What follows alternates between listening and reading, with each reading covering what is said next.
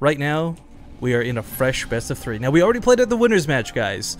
Normally, we do the losers match first and then the winners match. But due to time constraints for life, we had to swap those around. These guys were both kind enough to accommodate. So before we even get started here, big thank you to both puCK and Jaedong.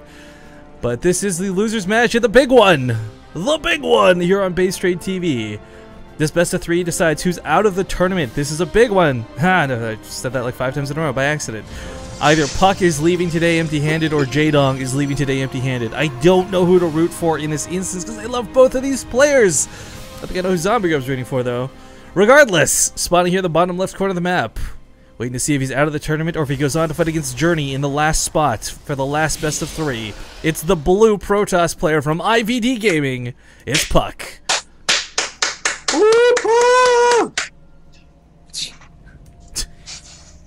In the upper right, the Red Zerg. It is Evil Genius's Jaedong. Alright, so we haven't talked about this for a couple games, but real quick, guys, people have been asking, who's that guy in the background that's yelling? Who's the third person on the cast? That is James, aka the WCS America Translator, aka at SC2Mal. Guys, if you want questions you've always been burning in desire to ask Jaedong, but you've never been able to speak Korean, or you've never had contact for him, or he's ignored every tweet you've ever sent to him, ZombieGrub, then you guys can tweet Mal at SC2Mal. It's simple, SC2MAL. With any questions you have you'd like him to ask the players. We will try our best to get live interviews if possible after the series concludes, or after the group concludes, but on the off chance that these guys don't have a microphone, or maybe they don't want to, it's too late, or they're just exhausted, we can do text at the very least, and convey your questions and get you some answers, guys. So whether you want to know what Jaedong's stance is on, like, say, I am possibly disbanding, what his favorite animal is, maybe you want to know what puCK's favorite movie is, I don't know, from the weird to the serious, tweet at SC2Mal. He's also at it's McBTV or something in Twitch chat. It's like MCB, you know, like the rapper's stage name, like MC. No, man, I just Mick, like McDonald's. Yeah, that's but it's okay. But no, seriously, if you've got questions, guys, tweet it at him. We'll bring it up again in the last series of the day. But focusing on the match at hand, Jaedong, yo, every time I've ever seen him play as ZVP, he's always looked really strong. There's no painting a different picture. puCK, I think, is in trouble. But if there's one guy who's been playing a little bit weird, maybe he can get his way back in with some cheese. I mean, Arthur, as an example, is one of the cheesiest Protoss players, and he's top of the Korean GM list frequently every season. So, cheese can get you far in StarCraft 2. It can get you really far against Jaedong, according to his WCS runs. Well, this season is WCS run. Well, this season is WCS run is simply consisted of a walkover, of course.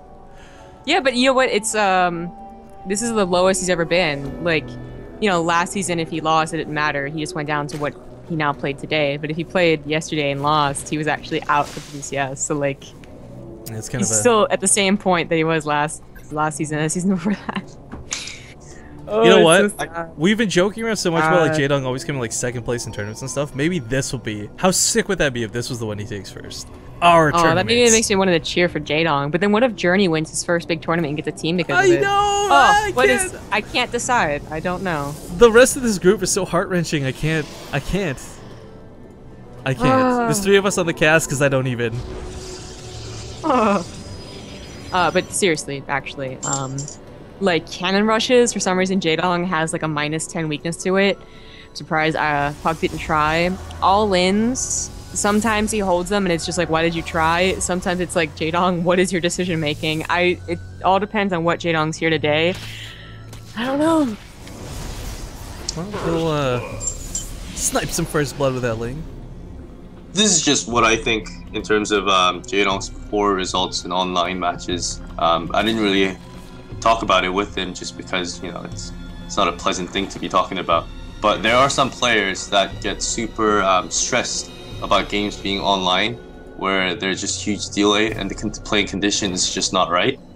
So by looking at it and by analyzing, me and a couple of the other guys think that, you know, Jaedong does so poorly on the online portions of some of the tournaments is because of that pressure, that he feels that he needs to play greedy and macro up to eventually swarm over his opponent, and I think that's what's causing him in a lot of the games. Because some of the games that we see in offline, Jaedong is known for his aggressiveness. He's very aggressive players.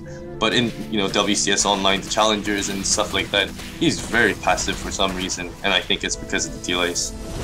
I always figured it was because that's certainly a good point. I always thought it was because there just wasn't a live crowd. Because like even like the one online, the one offline tournament that actually didn't have much of a crowd, it was hosted at the WCS European scene, which was like, it could only fit like 15 people really, and there wasn't a big crowd. He also did not look that strong. I think he got pretty far, but it wasn't a very convincing performance. Whereas the big ones, when he gets up on the round of 8 versus Deer, suddenly it's like that's when Jaedong is in full force. Mm-hmm. Well, I like what Jaedong's doing this game already. Going mutas early like this, possibly. I mean, a lot of the times we see like the roaches and tech swap into the mutas, but with all these gases being taken so quickly and with that very fast layer, I can only imagine he's getting roaches to the potential defensive, with the mutas being the sort of the goal here. And what he's done is like a lot of scouting with these lings. I mean, we see him spread out all over the map, overseers, lings. I mean, he wants to make sure that there wasn't a 4-gate coming so he could afford to do this, or like an 8-gate coming so he could afford to do this. Right. We casted in the Hawks Invitational a similar game to this, remember? Where the Protoss player, I believe, won up 3 bases, and who was it he was facing? Suppy? Yes, Suppy went for a Mutalisk build, but it was like this very bad timing where Suppy only had so many Mutalisk, and believe, hit a very crisp blink all in, I think. It was kind of a bad idea. So this is, Jaedong trying to get roaches to make sure that doesn't happen, and that his Meta tech swap should be a surprise as well. Although, attacking at the 3rd, maybe he'll scout it. Almost hits the pylon. Is he gonna get this? Yes. Okay, shutting down that pylon's pretty big, but more pylons are placed down behind this. So for Jaedong, sadly, he loses a little bit much for it, but forced to go for those roaches. He is going for the Muta upgrades. But this is really scary. There's a lot of force fields and a lot of sentries here. Roaches don't fare well against either. That's true, but this is more, well, those are gonna die, I'm not sure about that. But you always see this push out from Protoss player on 3 bases. They have that recall available in case they do get swamped because you're going Roach Hydra. With just Roaches, puCK is still forcing out a lot of gas and money that was supposed to go into immediate transition into Mutalisk. It's already effective and it barely has done anything. Yeah, it's strange to consider that the case, but I mean, as a Protoss player, so oftentimes you go for those gateway all-ins. I think that's what Jaedong was anticipating coming, but going for a small counterattack, I kind of like this move. puCK doesn't have a whole hell of a lot at home, but he can warp in pretty easily. Jaedong is just maxing out on roaches, it looks like. If he wants to crush this attack and then counterattack.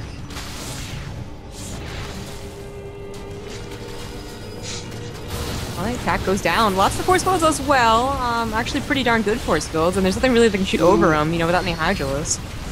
Yeah, that is where he's really coming strong. I mean, you segment off the army, cool, whatever, but it's the fact that early on, Zerg there's no range. It's all melee. It's Zerglings, it's Roaches, which are almost melee. It's just not a lot he can deal with to get over that wall. I'm a little worried. That Blink, it's not really an all-in, but Blink has finished. He has a lot of Blink Stalkers. They're kind of effective, especially with the force fields, against only Roaches. Well, you gotta consider, too, I mean, the end goal here is like probably heavy gateway aggression plus 3 weapon Blink Stalkers. And we've seen that just wreck Hydralisk compositions, we've seen that wreck Roach compositions. I mean, quite frankly, Vipers tend to be one of the better ways to deal with it with mass blinding clouds, but I mean, right now Jaedong is kind of in this position where he's going for a lot of links, he's going for a lot of Roaches, but everything he has is kind of defeated by force fields. Tries to save the links. If he could have gotten from behind with the Roaches a little sooner, maybe could have picked up those sentries, but he still has more force fields. This could be dangerous, and plus a recall. So that could be, it is, and yeah, puCK will just get out of here alive. Jaedong does take a 4th while this is going on, though, so not for naught. He's not completely panicking and screwing everything up here. Just a very awkward couple of engagements so far. Yeah, there's been some cases before where Jaedong gets stuck on Roaches for way too long. It seems like his plan to go Mutas has effectively been... Oh, never mind. There's 14 Mutalisk. Okay. Well, I was hoping for any transition whatsoever. I haven't really got to use these today, but for the first time, we get to look at the income advantage graph, guys. And over the last, 10 minutes of the game, we can see Jaedong's had a very stark advantage as far as income goes. And really, that reflects into why he's able to max out so easily and go for what Zombie Grip just went out, 17 Mutas. Kind of insane off of 3 bases. puCK, of course, has just recently gotten a saturation up, but his army's out of position. Unless you're, of course, too far behind. He can't do an instant recall. Okay, I think Jaedong assumes that recall is there, so... But he shouldn't just stay there. Okay, yeah. Yeah, I was he gonna say it'd shouldn't be lose his awkward to army. just sit. I like the Warp Prism out of puCK. This is something we do see every PvZ at some point. Whoa, that Overlord farm, Jesus. I think he has coverage of that area. Yeah, I think he's gonna see a Warp Prism coming. Actually, you know what? He might not, because he'll fly through the Overlords. But Jaedong, okay, he's gonna go for the harass of the main with the mutas. There's but one cannon here to defend. puCK is getting to that point where he's almost maxed out, so he actually can't warp anything defensively. But at the same time, this kind of allows him to have that army strength that allows him to do something like a base trade. Jaedong's throwing down hella spine cars here at the third, but they're not done yet.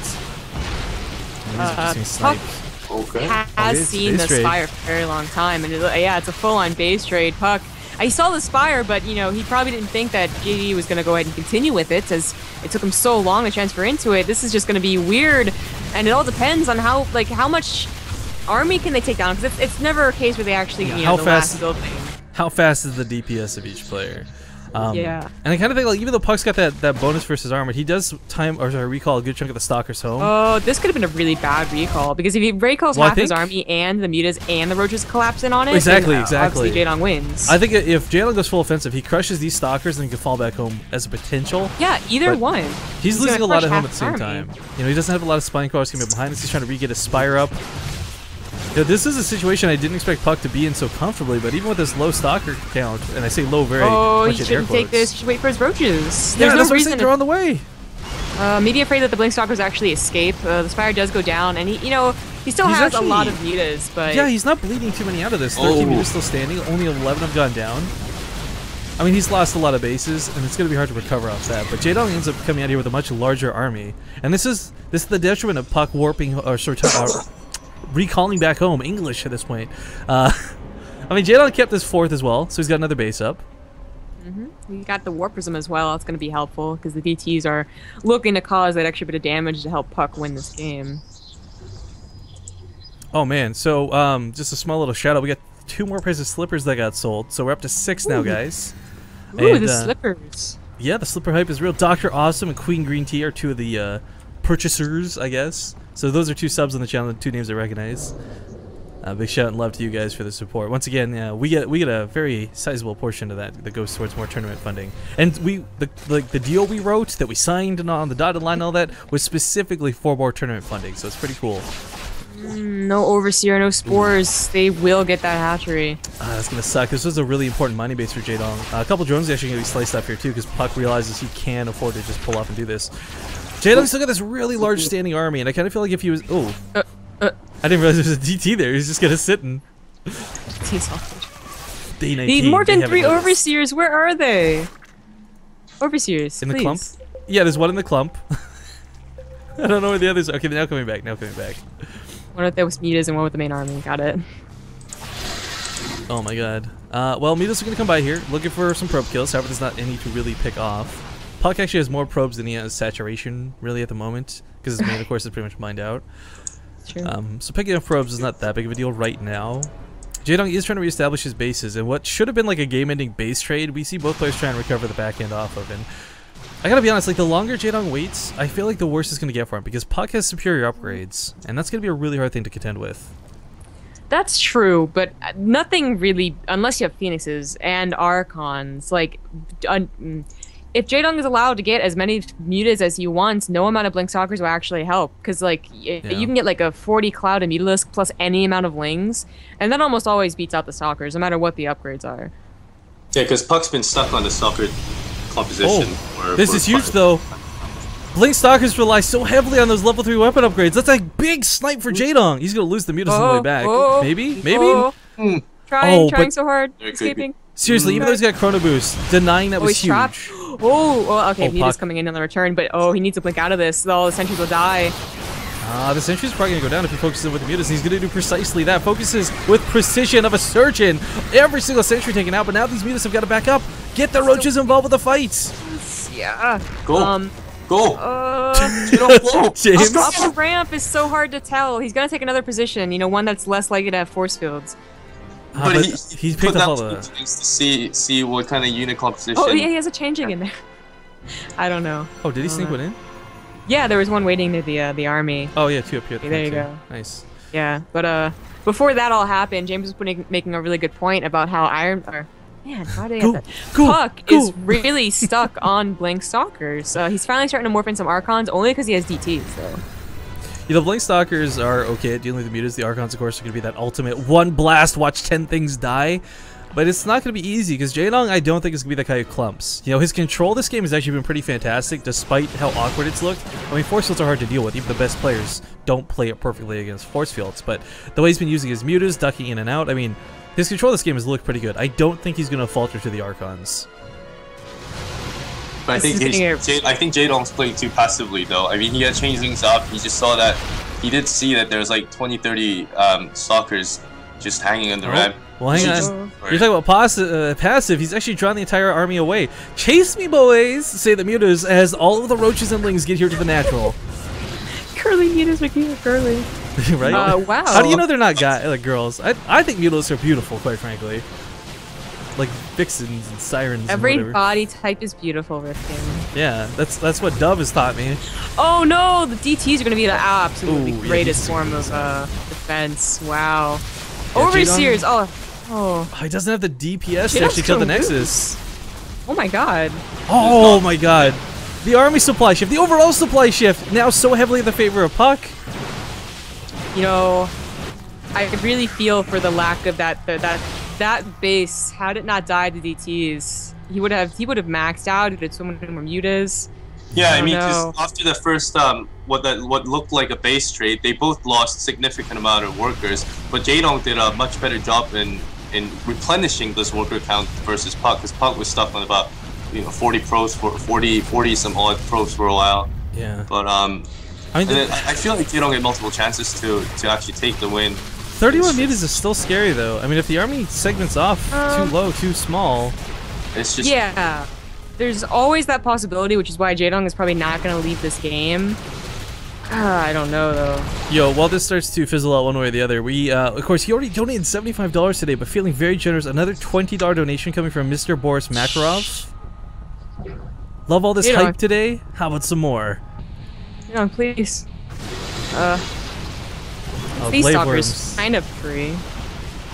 I mean, this is kind of what I meant, like picking off little bits at a time. But the difference is like, puCK's still got some production behind this. Jaedong is kind of stuck working with exactly what he has. He's lost everything. Oh my gosh.